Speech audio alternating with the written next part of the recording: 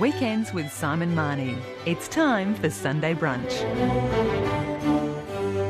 Well, the magic ABC transporter has dropped me on the eastern beaches. We're going to do Sunday Brunch in the home of a mental as anything man, Martin Plaza. Probably in Sydney for a brief respite, but let's press the doorbell. That is a doorbell, not his stomach complaint, but as the door opens... Martin Plaza, Simon Marnie. Mr. Marnie. Sunday morning. Morning. Is it? Morning. Morning. Now, look, just before I come inside, as we enter Shea Plaza, I just want to point out to everybody listening how well used this snorkel and goggle is.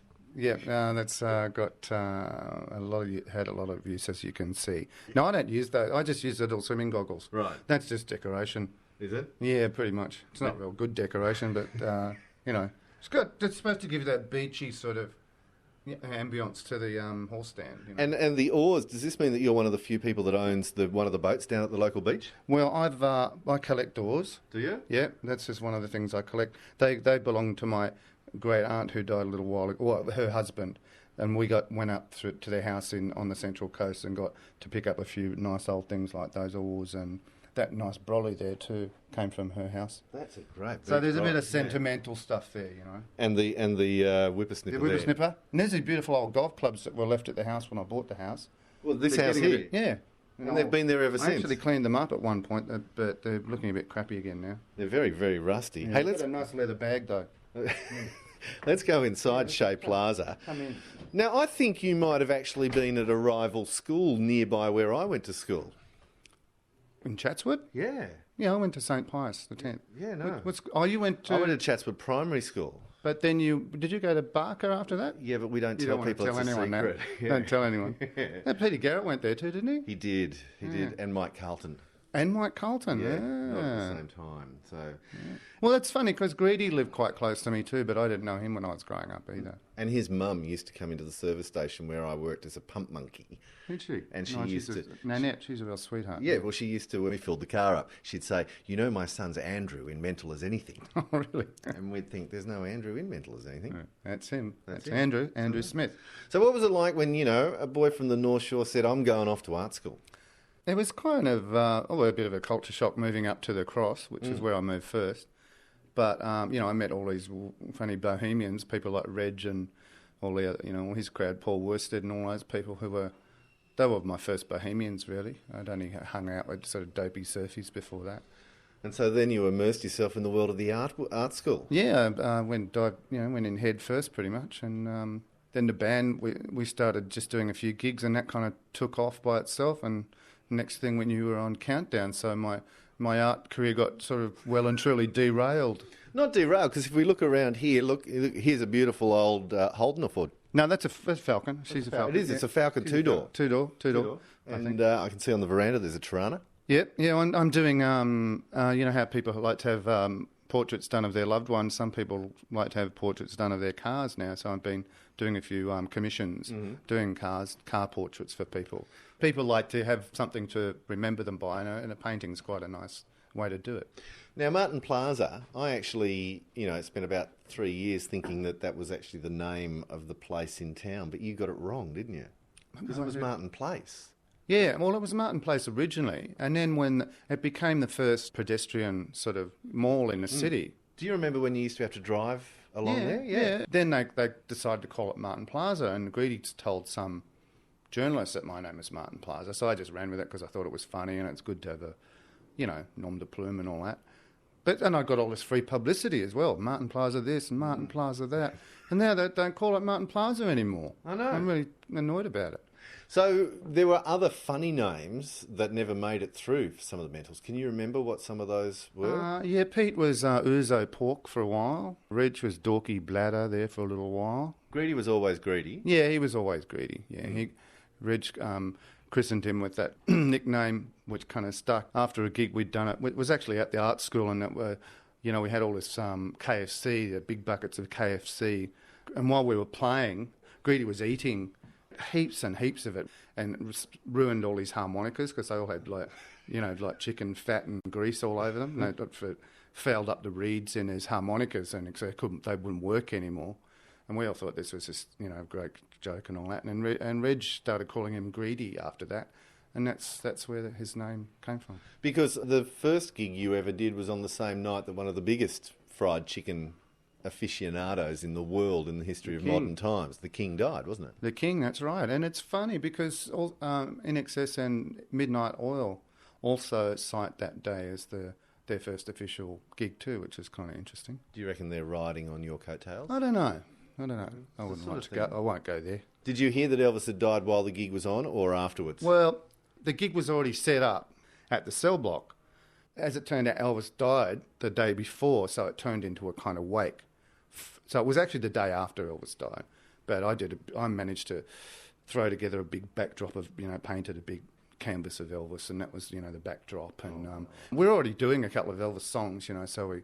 Because that's the first Mentals were a covers band, weren't you? Mainly covers. Yeah, in those days, yeah. But we started writing shortly after that. But to begin with, that's how you learn to write songs. You've got to start somewhere, and we started, doing covers. A lot of them were pretty obscure, And so that first gig led on to, what Mental as Anything are today. We're going to find out a little bit more about that. Mm-hmm. We're also going to look at your books. We're going to see a bookshelf here with 200 seasons of Australian cricket, which of course is a passion of yours. Picasso and a bow, I can see. Is that for neighbours? Eddie was doing a bit of archery there for a while. Yeah. The Travel Guide to Hawaii and Hollywood Babylon. We'll look through all these books. We're going to look through the films that you watch. But let's put on a piece of music so that we can settle into this Sunday. What's the first track from the Martin Plaza CD collection? I think I'll play this very strange bit of music from the Solomon Islands. It's got some very traditional singing, but it's also got these guys wailing away on electric guitars and whacking thongs on bamboo and stuff. It's pretty interesting. Yeah, because I'm very interested in Polynesian and Hawaiian music. And this guy goes all around these remote places all over the world and records these, tribal bands and stuff. And this one's particularly amusing, but it's really nice too. Should we put it on? Yeah. Let's put it on. Yeah.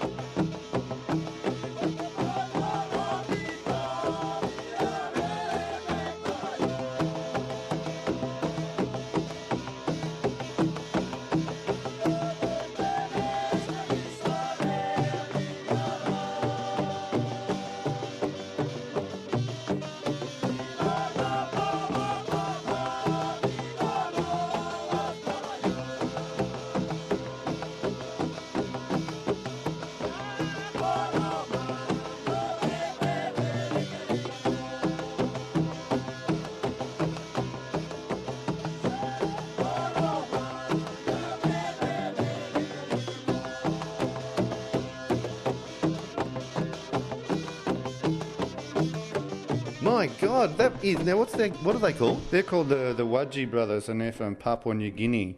And that's from a collection of Pacific recordings collected by a guy called David Fanshawe, called Exotic Voices and Rhythms of the South Seas. Now, that percussion that we heard in there was no drum. That was almost like a huge bamboo panpipe. Yeah, I've actually seen those guys do that in Fiji.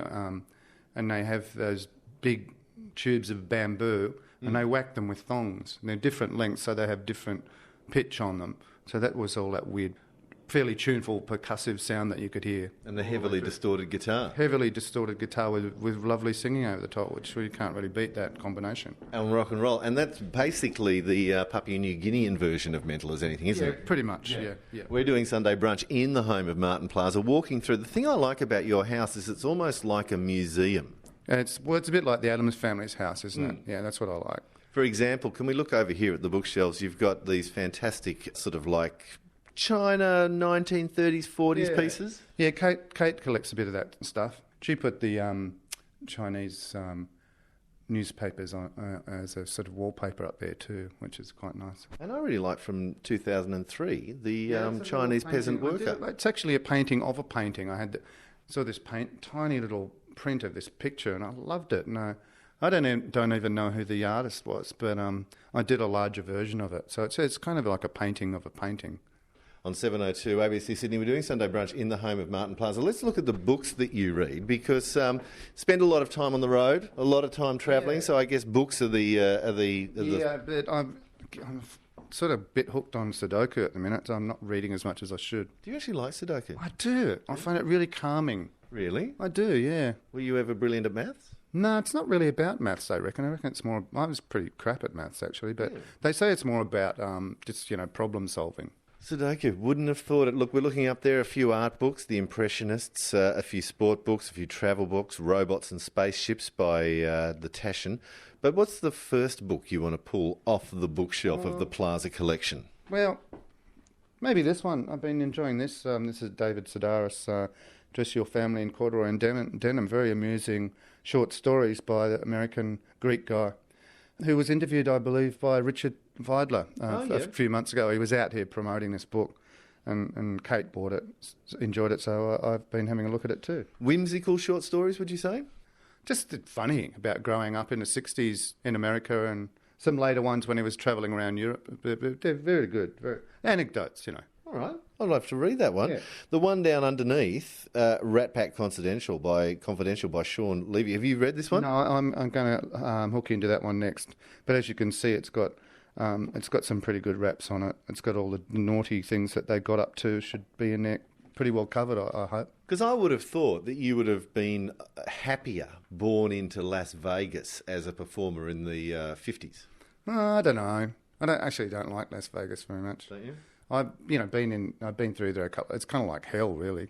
We did a show in Macau a couple of months ago, and that's like Las Vegas, but even worse. It's just the whole place is gambling. I can't stand. But the show side of it all, I thought you would. Yeah, no, I mean, I love all that sort of. I love all of those guys, and I love Frank and Dino and Sammy, and I'd like to go on a time machine, maybe for an afternoon. So the second book from the Martin Plaza bookshelf, Rat Pack Confidential, and the third one. Yeah, I saw Paul Barry promoting the uncut version of his book about Kerry Packer, with the kind of juicy bits that couldn't go in the first book for obvious reasons because he was still alive. Paul actually swims down at Wiley's Pool where I swim, and I say good day to him. And so it's a pretty good juicy read, that one. Because we don't want to get a libel, so we won't go too deeply into it. But a lot of the things you wondered about Kerry Packer, he actually puts in paper there. Yeah, pretty much. Yeah. Well, look, that is the rise and rise of Kerry Packer as we do... Uncut. As we do Sunday brunch in the home. As I said, this place is like a bit like a museum, a bit like the Addams Family. Where else would you see a classic old barometer? This is Kate's grandfather's... he played cricket for Australia, and that's got the whole English and Australian cricket team from about 1947, I think. Far out. Tom Thompson would tell you how much that's worth. Well, it's not going anywhere. That's it. Did you ever get tempted to play backyard cricket with it? Look, it's funny because her dad did actually play it. He put his name on it. So that was Kate's dad. So he was actually using this, which is a bit of a shame, really. That's why it's so beaten up. But isn't that incredible that the signatures have survived so well? It is amazing. It's like fountain pen, I guess they would have been. Yeah. So that's a pretty good little show. And then you've also got your collection of oars there, three very nice oars. Ones that would, because Gordon's Bay is just down there, was a little fishing club, and at one time they were sort of clearing it all out. and they just gave all these old oars the flick, and I grabbed them, and because this was looking a bit bland here, and I just sort of screwed them onto the mantelpiece. Sitting underneath They're busted too, but Yeah. They're sitting underneath a wonderful old sort of Spanish-style galleon. Yep. I came upon that at a junk shop in Maroubra when I first moved into this area, and it was just sitting there in the corner in that state, and like all kind of dilapidated. And I thought, wow, that's fantastic. They'll probably want a fortune for that. And I got it really cheap. I got it for $100 or something. Yeah, Yeah. Because that was one of the fun things of Mental as Anything. I remember you many, many years ago saying one of the best things about touring was stopping in at places like the Yass Op Shop.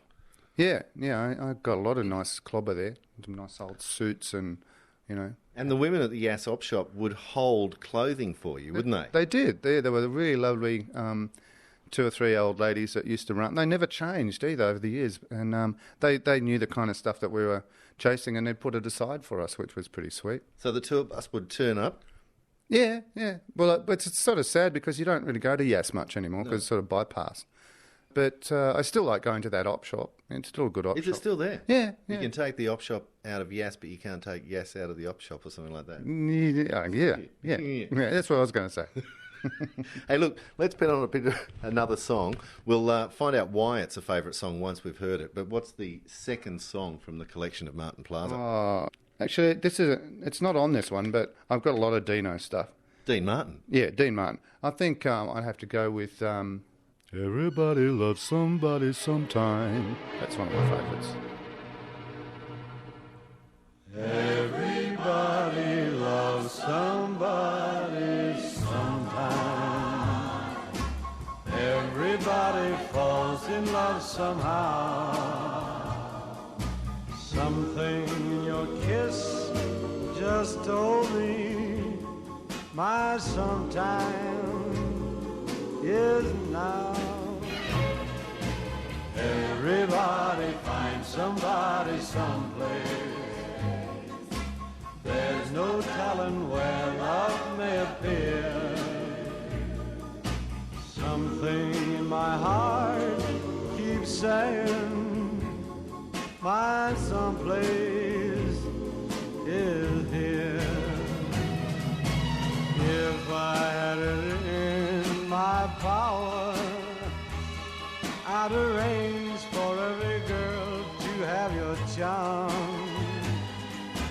Then every minute, every hour, every boy would find what I found in your arms.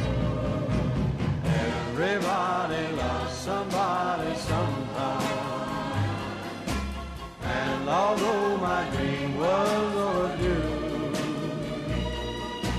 your love made it well worth waiting for someone like you.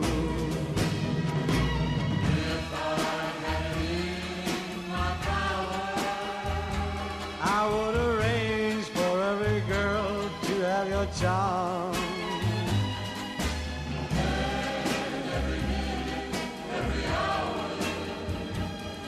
Every boy would find what I found in your arms. Everybody loves somebody sometime. And although my dream was overdue, your love made it well worth waiting for someone like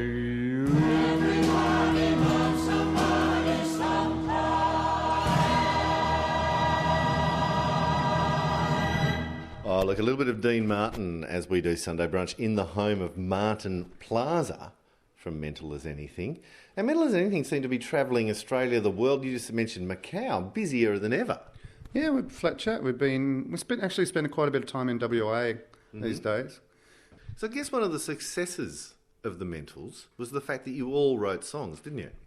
Yeah, pretty much, yeah. So one person could actually just slacken off and let the other person carry it for a while. Yeah, I mean, it was kind of good when Greedy started writing a bit more because it took the pressure off me a bit and, spread it around. Now, we just heard Dean Martin there. That's got a very special role, Dean Martin, in your household life, doesn't it? It does, because we have a tradition here where we have meatballs every Monday. Monday's meatballs. Usually linguine and meatballs. Mm-hmm. We all like linguine. So we have that every Monday night. So while I'm preparing it, I always listen to Dino. And the Martin Plaza meatball secret that you wouldn't let anybody know. What's the tip? I like doing it in a fairly traditional way. I soak some old, stale bread in a bit of milk. And that's the binder for. And you have to use good mince, so like you don't want fatty mince.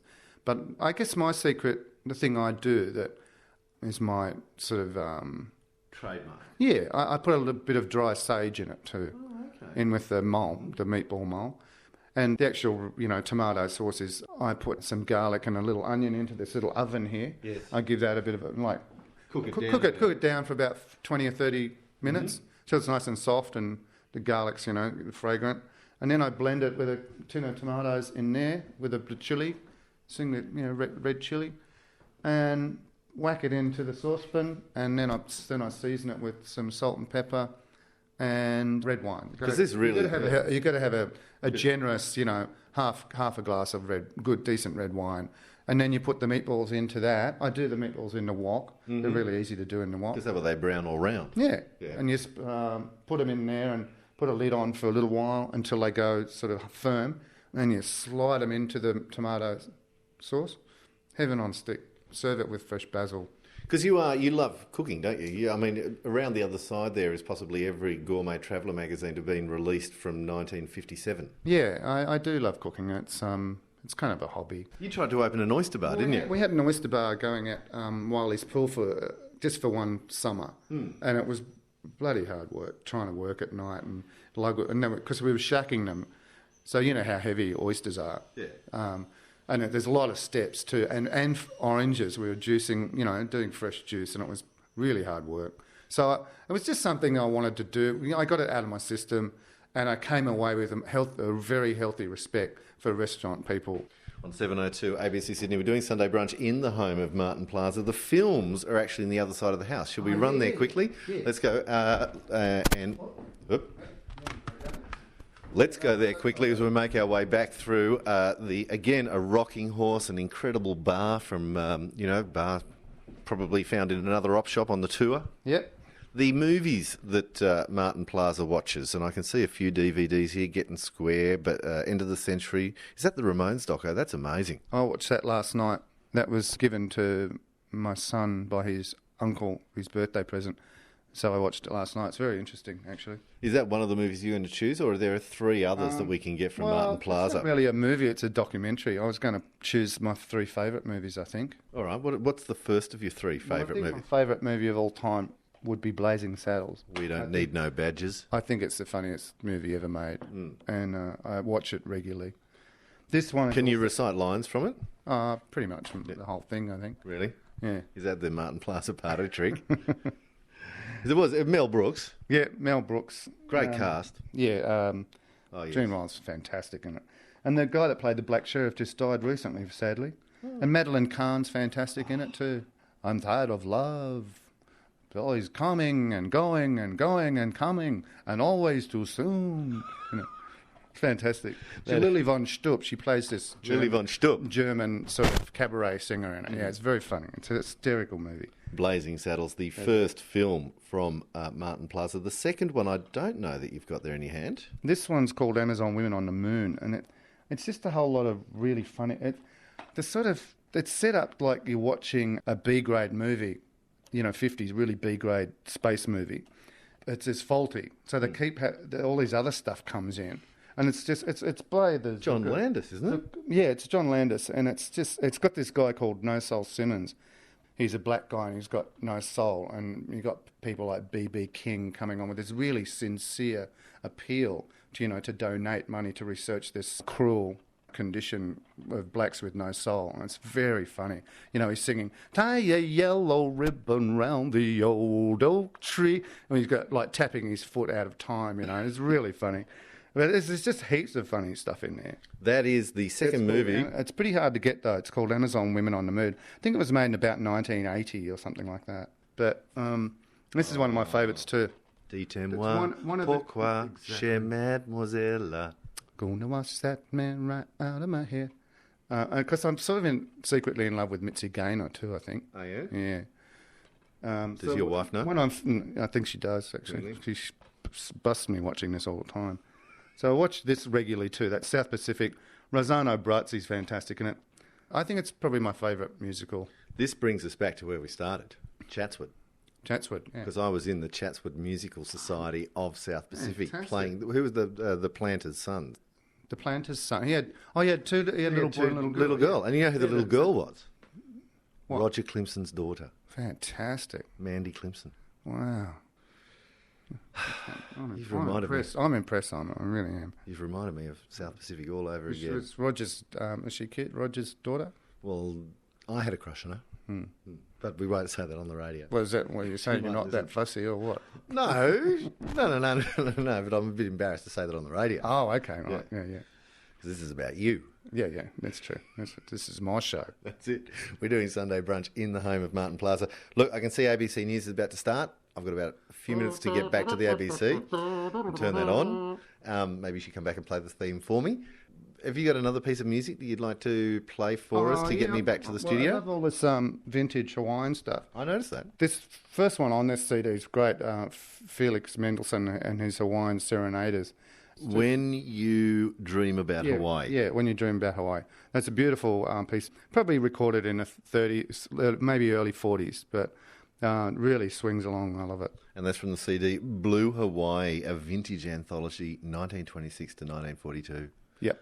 Hey, Martin Plaza, all the best with Mental as Anything. We will see you playing somewhere soon in Sydney. Yeah. I hope. Put on the song, and thank you for allowing us into your home for Sunday brunch. Been my pleasure, Simon. Has Brother Bill seen that T-shirt? I don't think Brother Bill would like this T-shirt.